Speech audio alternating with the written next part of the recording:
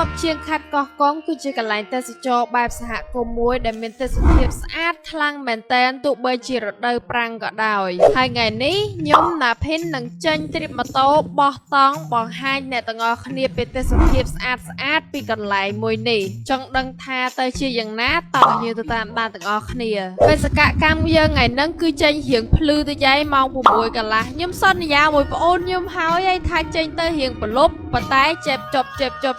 ភ្លឺដែរពេលចេញមករៀងភ្លឺអញ្ចឹងកាពះកកោដែរអញ្ចឹងក៏ខ្ញុំឈប់ញ៉ាំកាទៀវញ៉ាំកាហ្វេអីតិចតួចអញ្ចឹងណាអ្នកទាំងអស់គ្នាហើយកាទៀវញ៉ាំមួយកាហ្វេដោះគោគឺឆ្ងាញ់ខ្លាំងមែនតែនorder តាពីនឹងមកខ្ញុំឆ្អែតដល់ថ្ងៃហ្មងណាញ៉ាំអាហារពេលព្រឹកហើយយើងក៏ធ្វើដំណើរទៅទៀតរហូតទៅដល់កន្លែងលោកយាយម៉ៅនៅពេជ្រនិលអ្នកទាំងអស់គ្នាយើងចុះអុជធូបសិនដើម្បីសុំសុខសុវត្ថិភាពតាមផ្លូវវាជាទំនៀមទម្លាប់រៀងខ្លួនចឹងណាអ្នកទាំងអស់គ្នានេះគឺជាទម្លាប់របស់ខ្ញុំហើយទៅណាមកណាគឺតែងតែបែបបន់វត្ថុស័ក្តិសិទ្ធិនៅទីកន្លែងហ្នឹងដើម្បីថែរក្សាសុំសុខសុវត្ថិភាពចឹងទៅ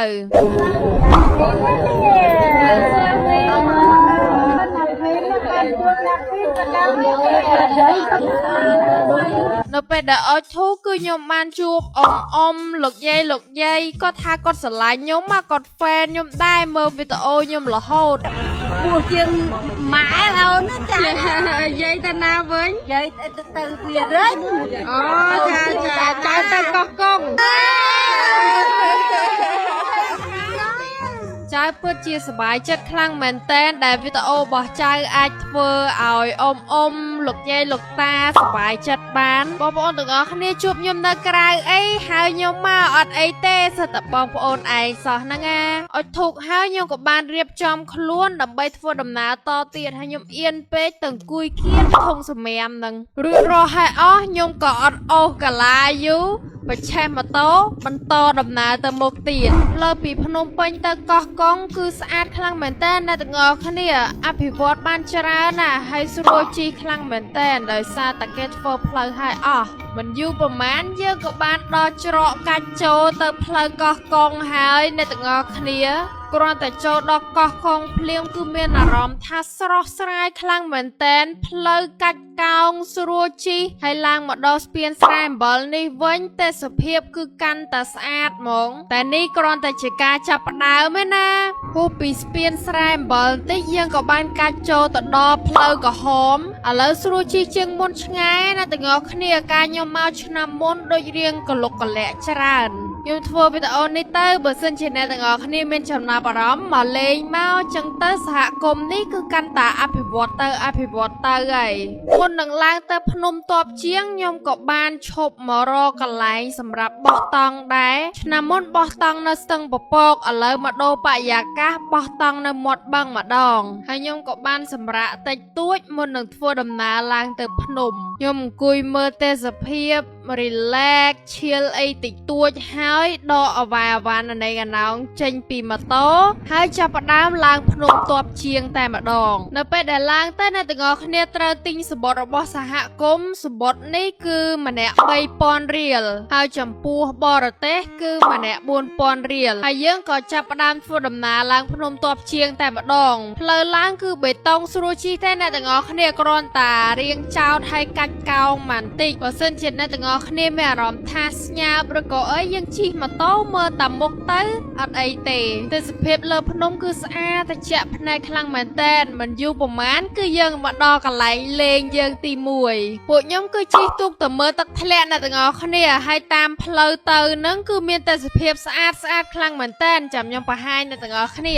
នៅតាមផ្លូវជិះទូកទៅហ្នឹងគឺយើងឃើញទន្លេឡើងធំល្វឹងល្វើយឃើញសត្វស្លាបហោះហើរទឹកវិញគឺឡើងថ្លាឆ្វង់តែម្ដងនិយាយទៅគឺធម្មជាតិគឺពិតជាមានភាពតាក់ទាញមែនតែនមិនយូរប្រហែលគឺយើងបានមកដល់កន្លែងសរាយដែលផុសចេញពីទឹកហើយអ្នកទាំងអស់គ្នាទឹកកន្លែងហ្នឹងគឺថ្លាមែនតែនហើយយើងអាចប៉ះសរាយនឹងបានបើសិនជាអ្នកទាំងអស់គ្នាមកចំរដូវវស្សាវិញគឺទឹកថ្លាជាងនឹងហើយឃើញសរាយច្បាស់ជាងនឹងទៀត មិនយូរប្រហែលគឺយើងបានមកដល់ទឹកធ្លាក់ទី1របស់យើងហើយដើម្បីទៅដល់ទឹកធ្លាក់នឹងបានគឺយើងត្រូវចងទូកនៅកន្លែងផ្លូវទាល់នេះហើយយើងដើរចូលព្រៃបន្តិចគឺទៅដល់ហើយអ្នកទាំងអស់គ្នាគ្រាន់តែដើរចិត្តដល់គឺភាយចំហាយតិចបាត់ហើយអ្នកទាំងអស់គ្នាតំបន់ទឹកធ្លាក់នេះគឺតិចខ្លាំងមែនតែនទឹកនៅនេះគឺថ្លាយើងអាចមើលឃើញដល់កូនត្រីនៅខាងក្រោមទឹកនឹងទៀតអ្នកទាំងអស់គ្នាបើសិនជារដូវទឹកឡើងគឺយើងអាចចុះហែលលេងមើលកូនត្រីក្នុងនឹងបានទៀតដោយសារយើងធ្វើដំណើរផ្លូវឆ្ងាយអញ្ចឹងរៀងហត់ដែរខ្ញុំលាងដៃលាងជើងតិចតួចផ្លាស់កៅអៅមួយទឹកធ្លាក់នឹងបដ យទេសភាពព្រៃភ្នំនៅតំបន់នេះគឺស្រស់ស្អាតខ្លាំងមែនតើអ្នកទាំងអស់គ្នាខៀវសង្ងាត់តែម្ដងមុជទឹកធ្លាក់លេងហើយគឺពួកខ្ញុំបានញ៉ាំអាហារពេលថ្ងៃអ្នកទាំងអស់គ្នាគឺមានសាច់ជ្រូកអាំងជាមួយនឹងបាយសដោយពូហ្គាយនៅសហគមន៍គឺគាត់បានអាំងជូនពួកខ្ញុំក្រោយពីញ៉ាំបាយហើយគឺយើងបន្តដំណើរទៅកន្លែងលេងមួយទៀតកន្លែងនោះគឺមានឈ្មោះថាមករាខេមកន្លែងហ្នឹងគឺជាថ្លុកទឹកមួយដែលយើងអាចហែលលេងបានអ្នកទាំងអស់គ្នាចំពោះរដូវវស្សាវិញគឺទឹកថ្លាយើងមើលដល់ក្រោមអាចមើលកូនត្រីបានទៀតចប់ពីនឹងមកគឺយើងធ្វើដំណើរឡើងគោកវិញហើយកៅអៅខ្ញុំលង្ហំហួនមើលពាក់ខោខ្លីបដ ாய் ដោយសារចុះទឹកលេងខ្ញុំក៏បានរៀបចំអាវ៉ាវ៉ាន់ជិះម៉ូតូមកកន្លែងបោះតង់វិញមកដល់វិញគឺខ្ញុំចាប់ផ្ដើមរៀបចំតង់របស់ខ្ញុំគឺចាប់ផ្ដើមដកឆ្អឹងចេញផ្គុំគ្រងឆ្អឹងរៀបចំតង់របស់យើងសម្រាប់ការគេងយប់នឹងតែដោយមើលទៅមេឃដូចជាមិនសូវស្រួលសោះចង់ភ្លៀងកក់ខែអញ្ចឹងក៏ខ្ញុំចាប់ផ្ដើមថែមតង់ពីលើមួយទៀតដើម្បីសុវត្ថិភាពពេលយប់ល្មមពួកខ្ញុំក៏ចាប់ផ្ដើមបង្កាត់ភ្លើងរៀបចំអាវ៉ាវ៉ាន់កន្លែងយើងញ៉ាំអីថ្ងៃហ្នឹងគឺពួកខ្ញុំមានសាច់ជ្រូកហើយនឹងមាន់តិចតួចអ្នកទាំងអស់គ្នាអញ្ចឹងហាន់សាច់មាន់ទុកស្ងោរជ្រក់ហើយសាច់ជ្រូកសម្រាប់អាំងហើយរៀបដាក់សាច់ដាក់អីលង្ហំហួនភ្លេចយកអង្ករមកដាំបាយតែចេះសាណាងប្អូនខ្ញុំវាមានមីវិញអញ្ចឹងគឺខ្ញុំដាំទឹកឆុងមីបដ ாய் គ្នាខ្ញុំមាន4នាក់ដាក់មី4កំប៉ុងជាមួយនឹងសាច់អាំងស្ងោរមាន់អីមកជាតិហ្មងណាទាំងអស់គ្នាកំពុងតែញ៉ាំមីសុកពូដែលគាត់បោះតង់លេងនៅចិត្តហ្នឹងហៅខ្ញុំទៅរកកំពឹសហើយខ្ញុំចាអូខេទៅដែរទៅកន្លែងដែលខ្ញុំស្នាក់នៅហ្នឹងគឺមានកោះតូចមួយអ្នកទាំងអស់គ្នាអញ្ចឹងគឺយើងទៅរកកំពឹសកន្លែងហ្នឹងដើម្បីទៅកោះហ្នឹងបានគឺយើងត្រូវអុំកៅយ៉ាក់តាំងងឹតហ្នឹងទៅអ្នកទាំងអស់គ្នាសុំលេងដែរបងបានប្រគាបានពេលខ្ញុំទៅដល់ឃើញពូ2នាក់គាត់កំពុងតាបងនឹងលើកចេញមកវិញគឺសុទ្ធតាប្រគាសុទ្ធតាកពឹសជាប់នៅនឹងមកអ្នកទាំងអស់គ្នាអានឹងគេហៅបកាឲ្យកពឹសទេគេដាក់ចូលជាមួយនឹងទឹកត្រីកោះកងឬក៏អីវាលោតខ្វេកខ្វក់ហ្នឹងបងចុះបងឡើងគឺបានឡើង2គីឡូជាងបងប្អូនទាំងអស់គ្នាហើយខ្ញុំក៏បានសុំពួកគាត់ខ្លះយកមកសាកដែរដោយសារនេះគឺជាលើកទី1ឯងញ៉ាំរបស់ស្រស់អញ្ចឹងហើយនេះគឺជាកន្លែងគេងរបស់ខ្ញុំសម្រាប់យប់នឹងឃើញតូចអញ្ចឹងណាប៉ុន្តែគេលក់ស្រួលណាព្រះអាទិត្យក៏រះឡើងហើយថ្ងៃថ្មីក៏ចូលមកដល់ទេសភាពស្រស់ស្អាតចុះអាប់តិចអ្នកទាំងអស់គ្នាងើបមកគឺស្រស់ស្រាយខ្លាំងមែនតែន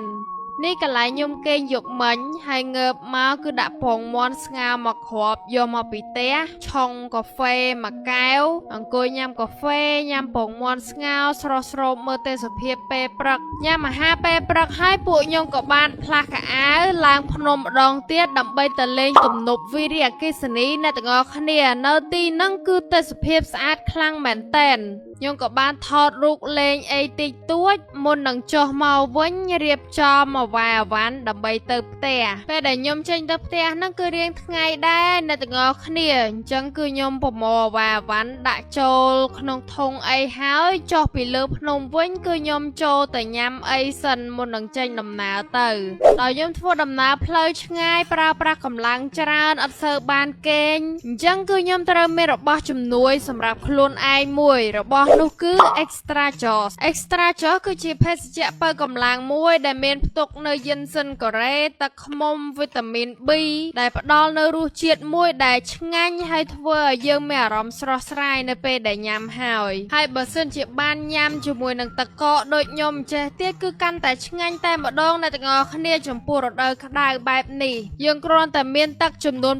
250មីលីលីត្រជាមួយនឹង Extra Joss មួយកញ្ចប់ឆុងជាមួយនឹងទឹកកកគឺញ៉ាំបានតែម្ដង Extra Joss គឺមានពីររសជាតិគឺរសជាតិដើមនិងរសជាតិត្រពាំងបាជូអញ្ចឹងវីដេអូរបស់ខ្ញុំគឺមានតែប៉ុណ្្នឹងឯងអ្នកទាំងអស់គ្នាអរគុណសម្រាប់ការទស្សនាជម្រាបលាបាយបាយ